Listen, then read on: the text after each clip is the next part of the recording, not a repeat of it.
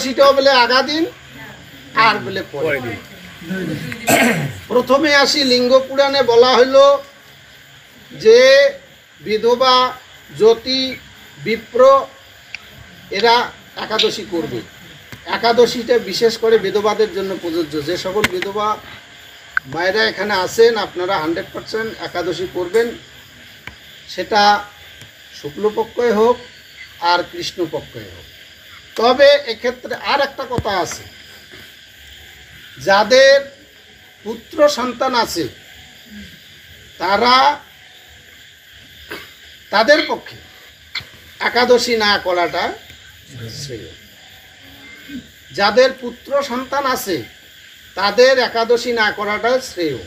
যদি করতে চান তাহলে কৃষ্ণপক্ষের একাদশী করবেন, শুক্লপক্ষের একাদশী করবেন না। আর একটা বিষয় হলো, যে সমস্ত সদবা মায়েরা আছে যদি স্বামীর আয়ু হরণ করে না চান তাহলে একাদশী করবেন না। আর যদি স্বামীর আয়ু হরণ করতে চান যে আমার স্বামী তাড়াতাড়ি মৃত্যুবরণ করুক তাহলে একাদশী করবেন। এখন কথা হলো, আমি সদবা, ওই বাড়ির বউটা কত সুন্দর করে তিলক দিয়ে একাদশী করেছে, আমি কি কিছুই করতে পারি না, আমারও মনটা কয়েছে আমিও একটু করি। সেক্ষেত্রে স্বামীর কাছে অনুমতি নেবেন, স্বামীর চরণে পুষ্প দিয়ে বলবেন, হে স্বামী প্রভু, আমি একাদশী ব্রত করিতে ইচ্ছুক, আমাকে অনুমতি দিন। গুরুর কাছে অনুমতি নেয় না, বাম্মার শ্রাদ্ধ কাছে গুরুর কাছে অনুমতি নেয়। বিয়াত গেলে কয়টা তোর বাম্মার কাছে অনুমতি নিয়েছিস? সেই রকম স্বামী যদি সদবা মহিলা একাদশী করে স্বামীর কাছে অনুমতি নিতে হবে। আজকালকার সদবা মহিলারা তো চুপ করে, ও মানে স্বামী জানে না একাদশী আছে, হঠাৎ করে ফোন করে কাছে দুইটা কলা আনেন, তো বলে কেন, বলে লাগবে। এ করে কলা কি হয়, মনে হয় ছোট বাচ্চাটা খাবে। মা পরের দিন আসি থেকে ফুল টুল তুলি, কিরে আমি একাদশী হবে? চুপ করা ধর্ম হবে? চুপ করে করবেন না। যদি করতে ইচ্ছা করে তাহলে স্বামীর কাছে অনুমতি নেবেন যে আমি একাদশী ব্রত থাকবো, আমাকে অনুমতি দিন। স্বামী যদি বলে তথাস্তু তুমি একাদশী করো তাহলে করবেন। আর যদি অনুমতি না নেয় স্বামীর চরণ ধরি ঝুলবেন, তাও একাদশী করবেন না। জয় জয় সাধুগুরু বৈষ্ণব প্রতি প্রমানন্দে। তাহলে একাদশীটা দেখবেন যে রবিবারে যদি একাদশী পড়ে সেই একাদশী কদাচ পুত্র বান্না করবেন না। কি বারে? রবিবার পড়ে না, এবারে একাদশীটা রবিবারে। এই তো গতটাই মনে হয়, এই গতটাই মনে হয় রবিবার। তো রবিবারে যদি পড়ে, তবে এক্ষেত্রে আবার আগা দিন পরের দিন আছে, কিন্তু পরের দিনের হিসাব বাদ দেন। গোস্বামী মতে চলবে না। গোস্বামী বলতে কোনো মত নেই, শাক্ত মত। আর শাক্ত মতের একাদশী দেখবেন যে রবিবারে পড়ছে নাকি। যদি রবিবারে পড়ে এটা ফির করবেন না যে আজ থেলে না করি কাল করি, মানে ও বছরটা বাদ। তার মানে এখন যদি এইটাকে কেউ কয় যে এটা কি বাদ দেওয়া ভালো হবে না একদিন পিছিয়ে নিয়ে যাওয়া ভালো হবে, তাহলে আপনি তো পিতেই মানেন না, শাস্ত্র মানেন না। কেন কান্ত? আপনার বাবা মারা গেছে, আপনি যদি মুখাঙ্গিনী হন, আপনি কি 1 বছর পূজা পার্বণ করতে পারবেন? পারবেন? তাহলে এটাতে যদি আপনার শাস্ত্রের শ্রদ্ধা ভক্তি থাকে তাহলে ও ক্ষেত্রেও তো বলছে যে রবিবারে যদি পড়ে তাহলে করা যাবে না, ফির আবার পেছনে নিয়ে যান। কেন? ও বছর একাদশী করবেনই না, রবিবারের একাদশী করবেন না। ব্যতিপাত, শ্রাদ্ধ, আজকে এই বাড়িতে শ্রাদ্ধ হবে, মনে করেন এই বাড়ির একজন পুরুষের আদ্য শ্রাদ্ধ হোক বা মাসিক শ্রাদ্ধ হোক বা সপিণ্ডীকরণ শ্রাদ্ধ হোক, যে কোনো একটা শ্রাদ্ধ অর্থাৎ পিতৃযজ্ঞ আছে একাদশীর দিন, কদাচ একাদশী করবেন না, ওই কাজটা করবেন না। এই রকমভাবে এই দিনগুলোকে বাদ দিয়ে আপনারা শাক্তমতে করবেন। পরের দিন বলতে কোনো জিনিস নাই। আর কদাচও ভুল করে ত্রয়োদশী পালন করবেন না। যদি আমার কথা না মানেন, যদি কন যে না আমি বড় বড় সাধুর মুখে শুনছি পরের দিন করতে হবে, একরে ভগবানের চরণে যা পড়ে যাবে, তাহলে পারণাটা ত্রয়োদশী করলে কিন্তু খবর আছে। তখন তো পারণা ত্রয়োদশী হবে, কারণ পারণা একাদশী করলে দ্বাদশী পারণা হবে, আর দ্বাদশী করলে ত্রয়োদশী পারণা হবে। কি বললেন? ওনার কথাটা কি শুনছেন? আমি শুনি। ওর দশমী সংযুক্ত একাদশী ও দশমী সংযুক্ত একাদশী তো করা যাবে না। দশম মেকা দোষী গান্ধারী শতপুত্রং মৃত্যু মুখ দর্শন, এই দশমী সংযুক্ত একাদশী করিয়া গান্ধারী আর শতপুত্রের মৃত্যু মুখ দর্শন করেছেন। সুতরাং দশমী সংযুক্ত একাদশী যদি হয় ওই একাদশী করা যাবে না। আবার এমন ভাবেন না যে আজকে তো দশমী সংযুক্ত আছে, না আজ না করি, কাল করি, পরের দিনে করি, না করা যাবে না। ওটা তো পড়েই গেছে, ওটা তো এবারের জন্য দশমী সংযুক্ত একাদশী পড়েই গেছে। এবার আপনার একাদশী করারই প্রয়োজন নেই, আপনি পরের বার আবার দেখেন। হ্যাঁ, কারণ মনে করো আমি প্রতিবারে দুর্গা পূজা করি, প্রতিবারে করি। এখন আমার বাবা মারা গেল, আমি মুখাঙ্গিনী দিলাম, আমি কি এইবার দুর্গা পূজা করতে পারবো?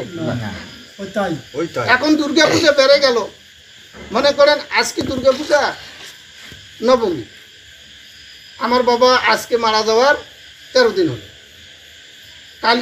কালকে আমি কিন্তু দেব পূজা করতে পারি।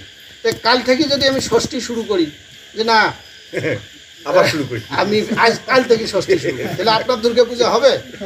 হবে? হবে না। এই ভুল ডিসিশনগুলো কেন যাবেন? এই সিদ্ধান্তগুলো যাবেন না। আর একটা জিনিস সবসময় মনে রাখবেন, স্বয়ন উত্থান পাশ মারা, তার মধ্যে ভীম ছোড়া, পাগলার 14 পাগলি রাত, এই নিয়ে কাল কাট, ইহাও যদি না পারিস ভগার খাতে ডুবে মরিস। 4টে একাদশী করতে হবে গারিস্থবানদের, স্বয়ন উত্থান পার্শ্ব আর ভৌমি। আর 3টে একাদশী মনে রাখবেন, স্বয়ন উত্থান পার্শ্ব, এই 3টে একাদশী যদি করেন কদাচ জল এবং ফলমূল খাবেন না, খাইলে পরে ভগবানের পেটে শিল দিয়ে আঘাত করা হয়। বুঝাইতে পারছি? কয়টা একাদশী গারিস্থর জন্য? 4টা, স্বয়ন উত্থান পার্শ্ব ভৌমি, আর 2 ছেলের জন্মতিথি অষ্টমী আর নবমী, আর পাগলা 14 পাগলি রাত অর্থাৎ শিব চতুর্দশী দুর্গাষ্টমী। এই কয়টা হলো গারিষ্ঠাশ্রমী ব্যক্তির জন্য। আর 3টে একাদশী মনে রাখবেন, ভাগবতে বলেছে স্বয়ন উত্থান পার্শ্ব, এই 3টে একাদশীতে কোনো প্রকার জল ফল মূল খাওয়া যাবে না। যদি খান তাহলে শিল দিয়ে ভগবানের পেটে আঘাত করা হবে। এমনকি আপেল কমলাও যাবে না, ফলমূল মানে কি জলও খাওয়া যাবে না। এই 3টে একাদশী স্বয়ন উত্থান পার্শ্ব, যে করবে না ও তো করবেই না, ওর তো কি খায় খাক নাকি, কিন্তু যে করবে তাদের জন্য। এখন আমি আটা রুটি মাখনা দিয়ে আরও দুগ্ধ ছানা, সেই একাদশী মাত্র জমের যাতনা, আমি তো এটা জানি না। আমি একাদশী থাকিয়া বাপ কষি, বাউ 1 কেজি আটা আনিস তো, সুন্দরভাবে রুটি বানাইয়া একেবারে ফুলকপির নাড়া মানে ফুলকপির তরকারি রান্ধিয়ে আমি খাইছি। স্বয়ন একাদশী আছে, তাহলে হবে? আবার এখন কলার ঝুঁকি গোটায় খেয়ে ফেলাইলাম, আপেল 3-4টে খেয়ে ফেলাইলাম, খেয়াটা হবে? হবে না। এই 3টে একাদশীতে কোনো কিছুই খাবেন না। সুতরাং এইগুলো ব্রত কাজ খুবই সেন্সিটিভ বিষয়। আপনি সহজ পথে আসেন। আমরা গারিষ্ঠাশ্রমী ব্যক্তি, আমরা পঞ্চযজ্ঞ করব, আমরা দীক্ষা গুরু করব, আমরা শিক্ষাগুরুর কাছ থেকে ভগবানকে পাবার কি তালিম নেব। এখন তো বর্তমানে শিক্ষাগুরুও কানন মন্ত্র দেয়, দীক্ষাগুরুও কানন মন্ত্র দেয়। এটা কিন্তু রং ডিসিশন।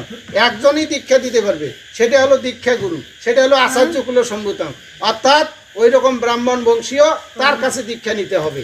আর শিক্ষাগুরু স্ববর্ণত্ব থেকে অথবা নিজের বর্ণের ঊর্ধ্বতন বর্ণ, অর্থাৎ আপনি ক্ষত্রিয়কেও শিক্ষাগুরু করতে পারেন, কিন্তু শিক্ষাগুরু কোনো কানে মন্ত্র দিবে না। আর যে শিক্ষাগুরু কানে মন্ত্র দেয় ওটা বুঝবেন যে ভণ্ড, ব্যবসার জন্য ওই প্রথা চালু করছে। কারণ কানন মন্ত্র না দিলে তো গুরু মানবে না, মানবে? মানে ওরা মনে করে যে কানন মন্ত্র দিলেই খালি গুরু হয়, কিন্তু কানন মন্ত্র যে নাই, শিক্ষাগুরুর কানন মন্ত্র নাই।